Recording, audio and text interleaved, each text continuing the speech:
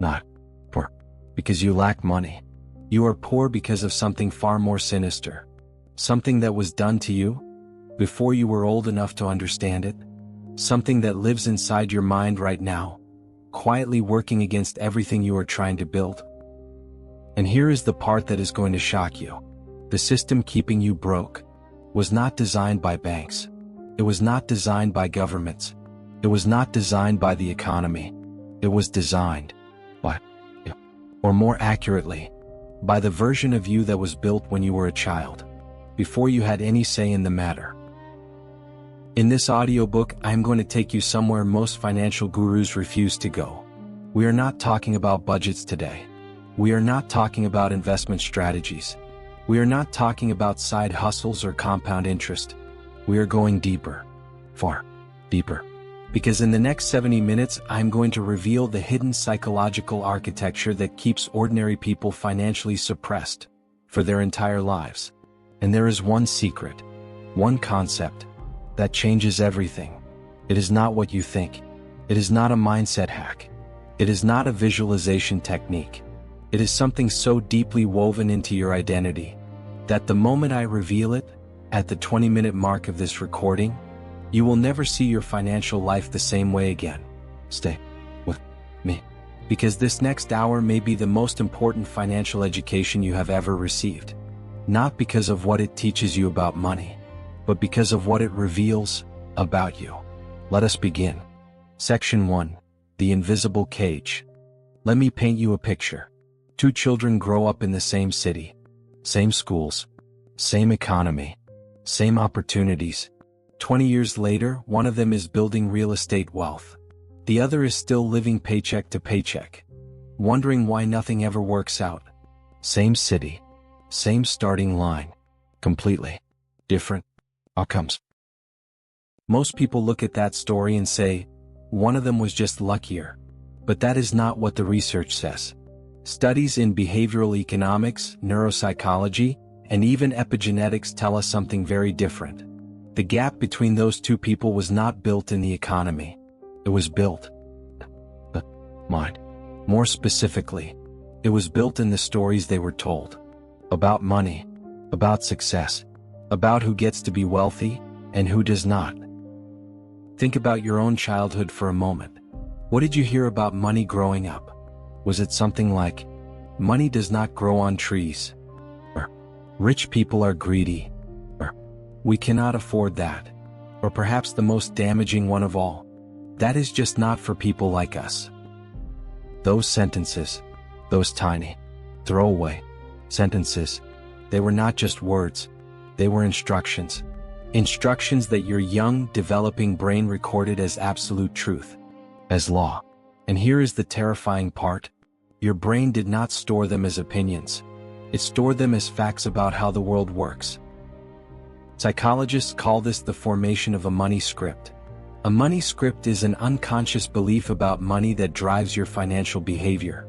And the research of financial psychologist Dr. Brad Klontz shows that most people carry money scripts they have never examined, never questioned, and never even realized they had. These scripts do not live in your conscious mind. They live in your subconscious, which means they are running your financial life without your permission.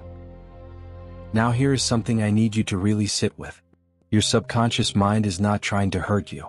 It is trying to protect you. Every limiting belief you carry about money served a purpose at some point.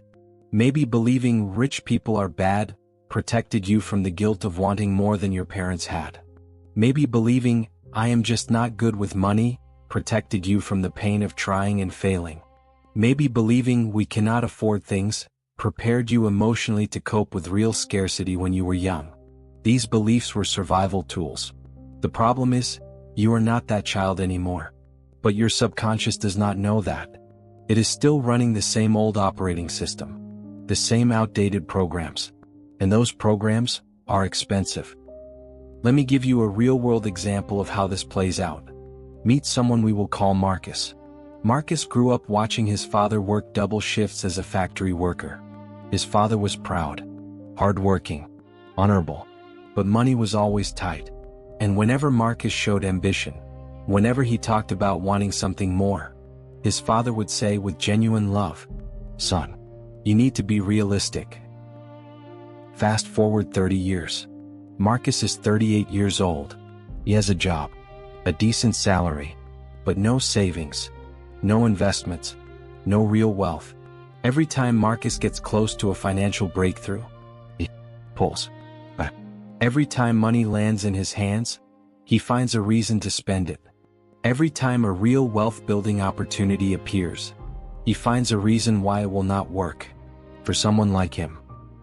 Is Marcus lazy? No. Is Marcus unintelligent? Absolutely not. Marcus is a victim of wealth suppression, not from outside forces, from inside his own mind. And the painful truth is, Marcus is not unusual. Marcus is most people. Maybe Marcus is you. The invisible cage does not have bars you can see. It does not have a lock you can pick. The bars are made of beliefs. The lock is made of identity. And until you understand what is really happening inside that cage, no budget, no side hustle, no investment plan will ever set you free. I promised you a secret, and I want to give you a taste of it right now, because what I am building toward is not a mindset tip. It is a revelation. A revelation about the single most powerful force that keeps people financially suppressed, and why that force is almost impossible to fight, unless you know exactly what you are fighting. I will name it. I will define it. I will show you exactly how it works. At the 20-minute mark. Do not go anywhere. Section 2. Your brain's poverty protocol. Your brain has one primary job. Not happiness, not success, not wealth. Its primary job is survival. And for hundreds of thousands of years, survival meant one thing: conserve energy, avoid risk, stay with the known. The familiar was safe, the unknown was dangerous. Now here is the critical insight. To your ancient brain, wealth creation looks exactly like danger. Think about it. Starting a business means uncertainty. Investing means risk. Charging more for your services means possible rejection. Asking for a raise means potential conflict. Every single action required to build wealth triggers your brain's threat detection system. Every single one. Neuroscientists call this the negativity bias. Your brain is wired to weight losses more heavily than gains. Studies show that the pain of losing $100 is roughly twice as powerful as the joy of gaining $100. Think about what that means for wealth-building behavior. Every financial risk you consider, your brain is running a calculation that is biologically skewed against taking action, skewed against growth, skewed against wealth. And it gets worse.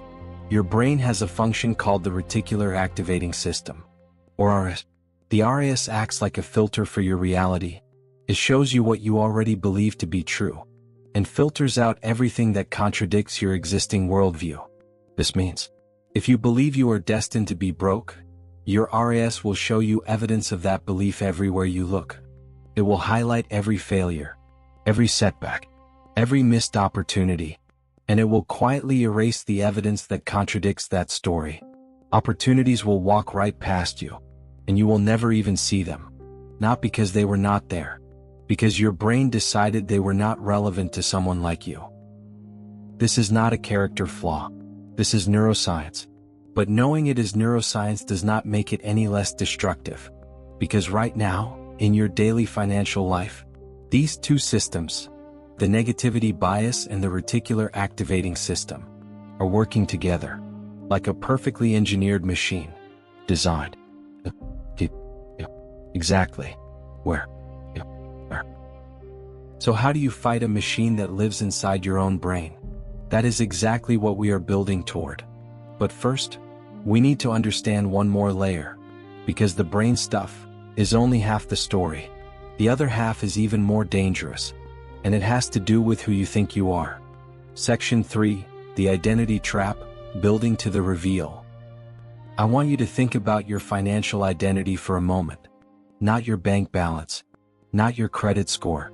I mean the story you tell yourself about who you are when it comes to money. Are you someone who is terrible with finances? Are you someone who always struggles? Are you someone who never catches a break? Or perhaps something subtler? Are you someone who works hard but just cannot seem to get ahead? Whatever that story is, I need you to understand something profound. That story is not a description of your past. It is a prescription for your future. Here is why. Human beings are identity-protecting creatures. We will do almost anything, sacrifice almost anything, to remain consistent with who we believe ourselves to be. Psychologists call this cognitive consistency, and it is ruthless. Think about what happens when someone who believes they are bad with money suddenly receives a windfall, a tax refund, an inheritance, a bonus. What happens almost immediately? The money disappears. It gets spent, or given away, or lost to a bad decision. And afterward, the person shakes their head and says, "See? This always happens to me." But here is the truth. It did not just happen to them. They made it happen. Unconsciously. Automatically. Because their identity demanded it. Because having money felt wrong for who they were. Studies on lottery winners show that within 5 years, a staggering majority returned to nearly the same financial position they were in before winning. Not because of bad luck. Because of identity. Their nervous system could not hold that level of wealth. It was incompatible with their self-concept. So it course-corrected. Back to familiar. Back to known. Back to rapport. And this is where I need to introduce you to the concept that underpins everything.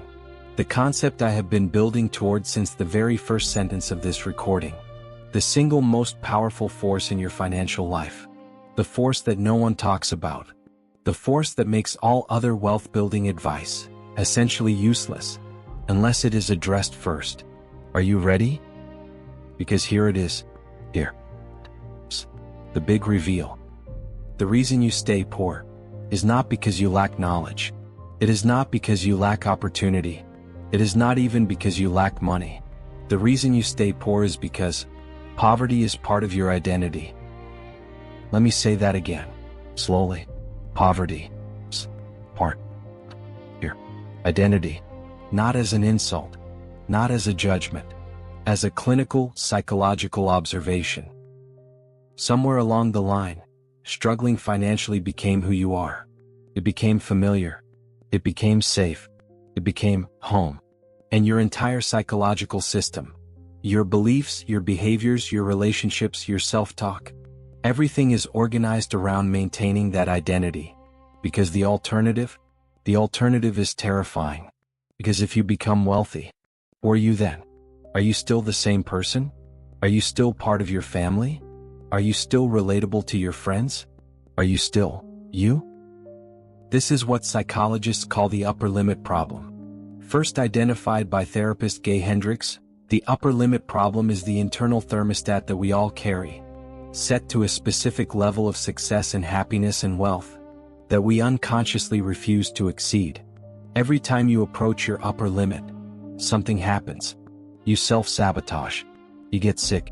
You pick a fight with your partner. You make a reckless financial decision. You find a reason to quit right before the breakthrough. It is not weakness. It is not stupidity. It is your nervous system, protecting the only identity it has ever known. And until you change that identity at the root level, until poverty stops feeling like home, you will never, and I mean never, build lasting wealth.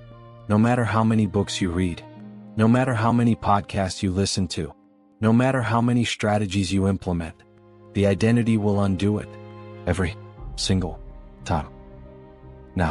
Now that you understand what we are really fighting, let us talk about how to fight it. Section 4, the 7 wealth-suppressing beliefs. The poverty identity is not a single belief. It is a system of beliefs, interlocking, mutually reinforcing, deeply embedded, and they cluster into 7 core patterns that I see again and again in people who struggle financially regardless of their income level. Let us go through each one. Wealth-suppressing belief number 1. Money is the root of all evil.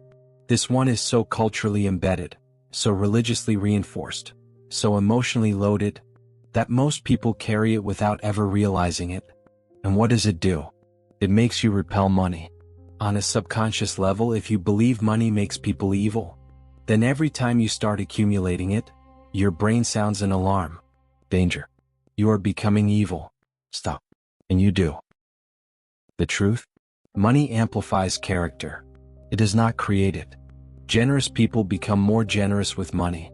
Selfish people become more selfish. Money is a tool. A hammer does not build or destroy houses on its own. The builder does. Wealth suppressing belief number 2. Rich people got lucky. Or they cheated. This belief is especially dangerous because it feels righteous. It feels like justice. But what it actually does is remove your personal agency. If wealth only comes from luck or corruption, then why would you bother developing the skills and habits that actually build wealth? Why try? You have already decided the game is rigged. And so you watch others succeed, and instead of studying how they did it, you write them off, and you stay exactly where you are. Wealth suppressing belief number 3. I do not deserve to be wealthy. This one is the quietest and the deadliest. It usually does not announce itself directly. It whispers, "You have not worked hard enough. Other people need it more. You always mess things up anyway. Who do you think you are?" Deservingness is one of the most powerful psychological gatekeepers of wealth, and it is almost entirely shaped by your childhood experiences, by the messages you received about your value, your worth, your place in the world. If those messages were limited, your sense of deservingness will be limited too, until you consciously expand it. Wealth suppressing belief number 4. More money means more problems. This one is practically a pop song lyric at this point, and it is everywhere in lower income communities. It serves a function. It makes the lack of money more tolerable. If wealth causes problems, then being without it is actually protective. But think about what this belief does in practice. Every time you get close to real financial progress, your brain reminds you, more money, more problems, and you find a way to slow down, or stop, or reverse. Wealth suppressing belief number 5. I'm just not a money person. This is identity language. And identity language is the most powerful kind. When you say, I am not a money person, you are not describing a skill gap. You are defining a self. And once something becomes part of your self-definition, your brain will protect it ferociously, because challenging a belief is uncomfortable. But challenging an identity feels like death. Wealth suppressing belief number 6. Wanting more is greedy. Many people, especially those raised in communities where collective survival mattered, were taught explicitly or implicitly that wanting more for yourself is a form of betrayal of your family, of your community, of your values. And so they cap themselves. They earn just enough not to feel guilty. They give money away the moment it arrives. They shrink their ambitions to feel morally comfortable. This is not generosity. This is self-suppression dressed up as virtue. True abundance, genuine wealth, creates far more capacity to give and serve and contribute than perpetual scarcity ever could. Wealth suppressing belief number 7. I will start when things are more stable. This is the most seductive lie of all, because it sounds so reasonable. It sounds like wisdom. But there is no stable moment coming. There is no perfect time. The market will always be volatile. Life will always have uncertainty. The people who build wealth do not wait for stability. They build stability by starting now. Those are the 7 beliefs, and chances are, you recognized yourself in at least 3 of them, probably more. Do not be ashamed of that. Be grateful, because you cannot dismantle a wall you cannot see. Now you can see it. Now, the real work can begin. Section 5. The Circle of Limitation. There is an old saying. You are the average of the 5 people you spend the most time with. And when it comes to wealth, this is not just a motivational poster quote. It is hard science. Social psychologists have documented something called social proof theory. The idea that human beings look to the people around them to determine what is normal, what is acceptable, what is possible. We are profoundly tribal creatures. And our tribe defines our reality in ways that are almost impossible to overstate. Think about the financial conversations that happen in your social circle. Are people talking about investment strategies? Or are they talking about which bills to pay first? Are people talking about building businesses? Or are they talking about finding a more stable job? Are people celebrating each other's wins? Or do you feel a quiet tension when you talk about wanting more? That tension has a name. It is called crabs in a bucket. You may have heard the metaphor. If you put one crab in a bucket, it will climb out. But if you put several crabs in a bucket together, none of them escape. Because every time one crab gets close to the top, the others pull it back down. Not out of malice, out of instinct. And the same dynamic plays out in human communities that are trapped in cycles of financial struggle. Not because the people in those communities are bad, but because proximity to poverty normalizes poverty. And anything that deviates from the norm gets pulled back toward it. Maybe you have experienced this. Maybe you got a raise, and instead of being celebrated, people around you started treating you differently, making comments. Oh, now you think you are better than us? Look at you. Fancy now. Maybe you started a business, and instead of support, you got skepticism. That is too risky. Most businesses fail. Just keep your job. It is safe. And here is the cruel paradox. The people saying these things love you. They genuinely do. But their love is conditioned on you remaining who they know. Remaining familiar. And if wealth requires you to change, to grow beyond the identity your circle recognizes, their love will quietly become an anchor, keeping you exactly where they are comfortable having you. Now I am not telling you to abandon your family and friends. That is not the lesson here. The lesson is awareness, because the moment you become aware of this dynamic, you can start to navigate it consciously, instead of being shaped by it unconsciously. There is a powerful concept here called exposure therapy for wealth. The idea is simple. You begin deliberately exposing yourself to people who are operating at a financial level you aspire to reach. Not to impress them. Not to fake it until you make it. But to recalibrate your sense of what is normal. When you spend consistent time with people who think in terms of assets instead of expenses, who discuss cash flow instead of overtime hours, who celebrate financial wins instead of explaining them away, something begins to shift. Your brain starts to reclassify wealth as familiar, as achievable, as possible for someone like you. And that recalibration of normal is more powerful than any investment tip you will ever receive. Because normal is what your behavior automatically gravitates toward. Change your normal, and you change your behavior. Change your behavior, and you change your life.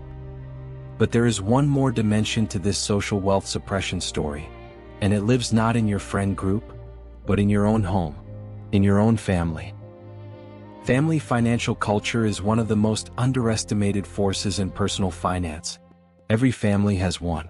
A set of unspoken rules about money. How it is earned. How it is spent. How it is talked about. How it is handled in a crisis.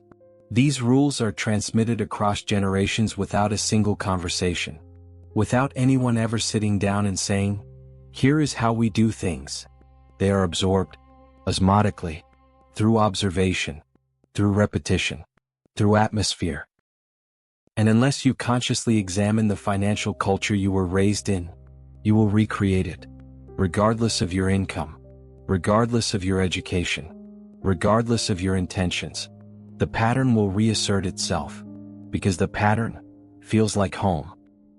So ask yourself this: what was the financial culture of your childhood home? Was money a source of tension? Was it discussed openly or treated as taboo? Was financial success celebrated or viewed with suspicion? Were debts hidden? Were struggles minimized? Were windfalls blown?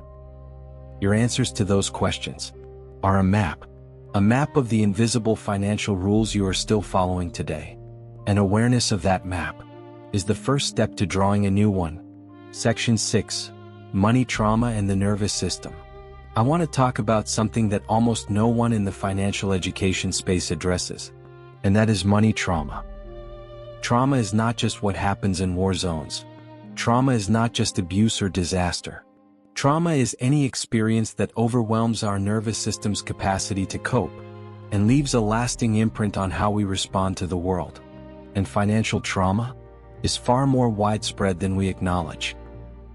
Think about what it feels like to have the lights cut off, to watch a parent cry over bills, to wear shoes with holes in them to school, to hear the word eviction, to go to bed hungry. These are not just memories. For many people, these are wounds. And like all wounds, they change how you move through the world. Financial trauma reshapes your relationship with money at the nervous system level, not the cognitive level, the body level. This is crucial to understand, because most financial advice targets the mind. Says, think differently, believe differently, decide differently. But if money trauma lives in your body, in your nervous system, in your physical stress response, then thinking differently is not enough. Here is how this plays out in real life. Someone with financial trauma often experiences a specific set of somatic responses around money. Heart rate increases when checking bank balances, anxiety when an unexpected bill arrives, a sense of dread around financial conversations, avoidance of looking at statements, receipts, numbers, physical tension when thinking about investing or taking financial risks. Sound familiar? These are not character flaws. These are trauma responses. The nervous system learned that money is dangerous, that financial topics are threatening, and it is protecting you the only way it knows how, by making you avoid, freeze, flee. And here is the devastating irony. The avoidance that your trauma response drives you toward creates the exact financial conditions that originally traumatized you. Avoiding your bank balance leads to overdrafts. Avoiding financial planning leads to crises. Avoiding investment leads to no wealth creation. The trauma creates behavior. The behavior creates poverty. The poverty reinforces the trauma. It is a closed loop. A self-fulfilling prophecy. Breaking this loop requires something that goes beyond financial literacy. It requires nervous system regulation. It requires what therapists call trauma-informed financial healing.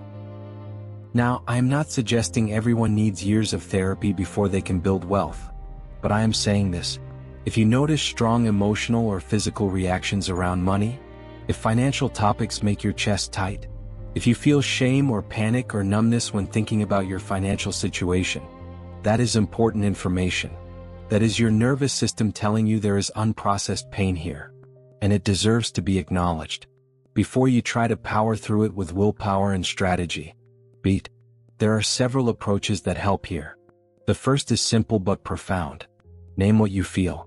Before opening your banking app, pause. Acknowledge what is happening in your body. I feel anxious right now. My chest is tight. I feel the urge to close this tab and walk away. Naming the feeling activates the prefrontal cortex, the thinking brain, and begins to quiet the reactive brain.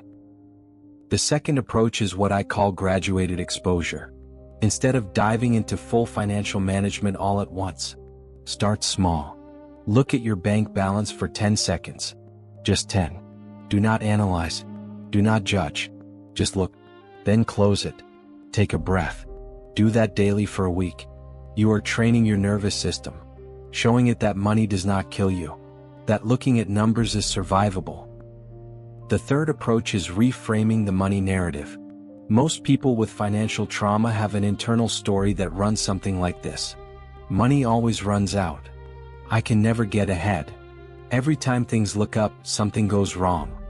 These stories feel like observations, but they are not. They are predictions, and your nervous system is making them come true. The reframe is not toxic positivity. It is not, money flows to me easily and effortlessly. The reframe is honest and specific. Money has been scarce in my past, but scarcity is not my permanent state. I am building new patterns now. That sentence is true. It acknowledges the pain, and it opens a door. Because healing financial trauma is not about pretending the past did not happen. It is about refusing to let the past be the only story, about consciously authoring what comes next, about deciding that where you came from does not have to be where you are going. Section 7. Rewiring for Wealth. Everything we have covered so far has been diagnostic. We have identified the cage. We have named the locks. We have examined the roots of the system that keeps you financially suppressed. Now it is time to talk about rewiring. And I want to be honest with you here. Rewiring is not fast. It is not a weekend seminar. It is not a 5-step plan. It is a process, a daily, intentional, sometimes uncomfortable process. But it is absolutely possible. And people do it every single day. People who started with far more against them than you may have. The first principle of rewiring for wealth is what I call identity first. Not strategy first. Not habit first. Identity first. This is counter to almost every piece of financial advice out there. Most programs say, here are the behaviors. Do them, and success will follow. But behaviors that are inconsistent with your identity do not last. You know this from experience. How many times have you started a new financial habit, only to watch it collapse within weeks? Not because the habit was wrong, but because it did not belong to anyone you recognized as yourself. Identity first rewiring works differently. Instead of asking, what should I do? It asks, who am I becoming? And it builds behavior from the inside out. Here is a simple but powerful identity practice. Every morning, before you check your phone, before your day begins, write this sentence. I am someone who builds wealth intentionally. Do not worry about whether it feels true. It does not need to feel true yet. Repetition makes true. Your brain learns identity through evidence and repetition. Every time you write that sentence, you are casting a vote for a new self. Every time you make a decision aligned with that identity, you are casting another vote. And over time, vote by vote, day by day, the new identity becomes real. The second principle of rewiring is what psychologists call implementation intention. Most people set goals. I will save more. I will invest this year. I will stop impulse spending. These goals fail because they are vague. Your brain does not know what save more actually looks like on a Tuesday afternoon. Implementation intention is different. It links the new behavior to a specific trigger. When I receive any income, I will immediately transfer 10% to my investment account before I do anything else. When I feel the urge to make an impulse purchase, I will wait 48 hours and ask if I still want it. When I sit down on Sunday evening, I will spend 15 minutes reviewing my weekly finances. The specificity matters. It removes the decision. And decisions are where the poverty mindset gets its power. Every time you have to decide whether to save or spend, your old identity has a chance to win. Remove the decision, and the old identity loses its opening. The third principle of rewiring is environmental design. Your environment shapes your behavior far more than your willpower ever will. Willpower is a finite resource. It depletes, gets tired. Your environment never sleeps. What does your financial environment look like right now? Is your savings account out of sight and hard to access? Good. Keep it that way. Friction protects savings. Is your credit card in your wallet for instant access? That is frictionless spending. And frictionless spending makes you poor. Redesign the environment. Automate your savings so they transfer before you ever see the money. Unsubscribe from marketing emails that trigger impulse buying. Remove shopping apps from your phone's home screen. Put your investment goals as your phone wallpaper. These sound small, but are not. Environment is the container of behavior. And a container designed for poverty will hold poverty. A container designed for wealth holds something very different. The fourth principle is what I call wealth anchoring. Wealth anchoring is the practice of regularly exposing yourself to evidence that wealth is possible for someone like you. Not wealth porn. Not fantasy. Evidence. This means reading the real stories of people who came from similar backgrounds to yours and built financial independence. Not celebrities. Not lottery winners. Real people. With real struggles. Who built real wealth through deliberate decisions. Because your brain is running an unconscious probability estimate at all times. What are the chances that someone like me can build real wealth? And that estimate is based almost entirely on what your reticular activating system has shown you as evidence. If the only evidence you have seen is people like you struggling, your brain's estimate is low, vanishingly low. And low probability estimates produce low effort behavior. Why try hard for something your brain thinks is nearly impossible? But when you deliberately feed your brain new evidence, when you repeatedly expose it to proof that the trajectory can change, the probability estimate rises. And when the estimate rises, so does the effort, so does the consistency, so does the result. Wealth anchoring is not inspiration. It is calibration. Recalibrating what your brain believes is achievable. For you, specifically, not in theory. And the fifth principle, perhaps the most important of all, is patience with the process. Wealth suppression was not installed in you overnight. It was layered in over years, decades, and it will not be fully dismantled in a weekend.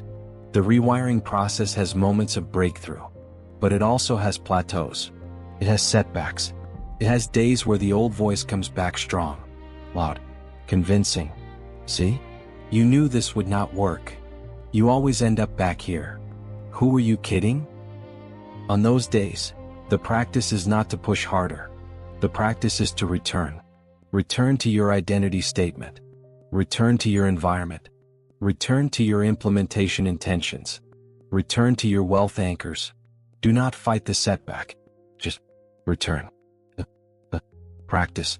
Because the practice, compounded over time, is stronger than any setback. Every single time. Section 8. The Action Blueprint, your first 30 days. We have covered a tremendous amount of ground today, and I want to make sure you leave this recording with something concrete. Something you can act on immediately, not someday, today. Because here is the thing about insight. Insight without action is entertainment.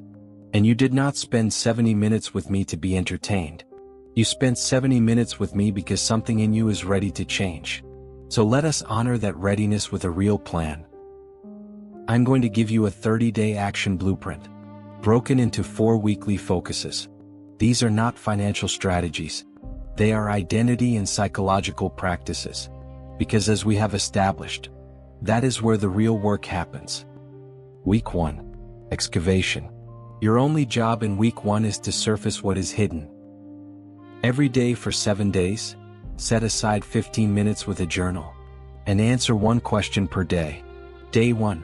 What did I hear about money growing up? Day 2. What do I believe rich people are like? Day 3. What does having a lot of money mean about me as a person? Day 4. What am I afraid would happen if I became wealthy? Day 5. What is my earliest memory involving money? How did it make me feel? Day 6. What financial behaviors do I repeat that I wish I could stop? Day 7. If I could rewrite my money story from scratch, what would it say? Do not censor your answers. Do not try to sound rational or positive. Write what is true for you. Because you cannot heal what you refuse to see. And you cannot transform a story you have never read out loud. Week 2. Identity installation. In week 2, you begin building the new self. Every morning, you write your identity statement. I am someone who builds wealth intentionally. And then you write 3 pieces of evidence from the previous 24 hours that support that identity. Even tiny things count. I transferred $20 to savings. I read 1 page of a financial book. I said no to an impulse purchase. Beat. Evidence is everything. Your brain believes what it has evidence for. Give it new evidence. Daily. And the new identity begins to calcify. To become real. In week 2, you also begin your wealth anchoring practice. Find 3 stories of people who overcame backgrounds similar to yours and built financial independence. Read 1 per day for 3 days. Let the evidence sink in. You are not reading for motivation. You are reading to recalibrate your brain's probability estimate. If they could, maybe I can. That maybe is everything. That maybe is the crack in the door. Week 3. Environmental redesign. In week 3, you audit and redesign your financial environment. Start by listing every financial friction point in your life. Every place where spending is easy and saving is hard. Every automatic charge you have forgotten about. Every subscription you do not use. Every place where money leaks without intention. Then flip the friction. Make saving automatic and effortless. Make spending require a pause and a decision. Set up automatic transfers to a savings or investment account. Even if it is a small amount, the habit matters more than the number right now. Also in week 3, take one deliberate action to expand your financial circle. Attend one event. Join one online community. Listen to one podcast, where people discuss building wealth as a normal part of life, not as a dream, as a practice. You are not trying to network. You are trying to recalibrate your normal. Week 4. Commitment and ritual. In week 4, you formalize the new practices into permanent rituals. Because rituals are the architecture of identity. They are how you demonstrate to yourself, daily, who you are becoming. Establish a weekly money date. 1 hour, once a week, you and your finances, alone. Review your accounts. Review your spending. Review your savings progress. Not with shame. Not with panic. With the calm, deliberate attention of someone who is in charge of their financial life. Because you are. Establish a monthly wealth review. On the last day of every month, sit with your identity statement. Assess your progress. Not just in numbers, in beliefs, in behaviors, in the quality of your financial thinking. Ask yourself honestly, am I more or less aligned with the identity of a wealth builder than I was 30 days ago? And if the answer is more, celebrate. Not with spending, with acknowledgement. Because acknowledgement is how the brain encodes progress. And progress encoded becomes momentum. Now, before I close, I want to address something that may be stirring in you right now. A quiet voice that has been listening to everything I have said and is getting ready to push back. That voice might be saying, "This sounds good, but my situation is different.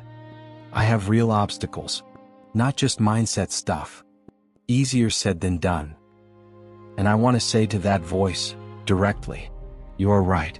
The obstacles are real. Systemic inequality is real. Generational poverty is real. Limited access to opportunity is real. I'm not dismissing any of that. But here is what I know to be true. The psychological patterns we have discussed today, the poverty identity, the wealth-suppressing beliefs, the money trauma, the limiting social environment, these patterns exist alongside every external barrier, and they make every external barrier harder to overcome. Addressing the internal work does not eliminate the external challenges, but it dramatically changes how equipped you are to face them. It changes what you notice, what you pursue, what you persist through. It changes the quality of every decision you make from this day forward. And that, compounded across years, changes everything. You did not come into this world with a poverty identity. You were given one. By circumstances. By people. By systems that did not have your best interests at heart. But here is what those circumstances, those people, those systems, could never give you, and could never take away. Your capacity to choose differently, starting now. That capacity is yours. It has always been yours. This recording was simply a reminder. Money does not sleep, and neither does your potential. The only question is, what are you going to do with yours? This has been Why You Stay Poor, the hidden psychology of wealth suppression. Thank you for spending this time with me. Now go, build something extraordinary.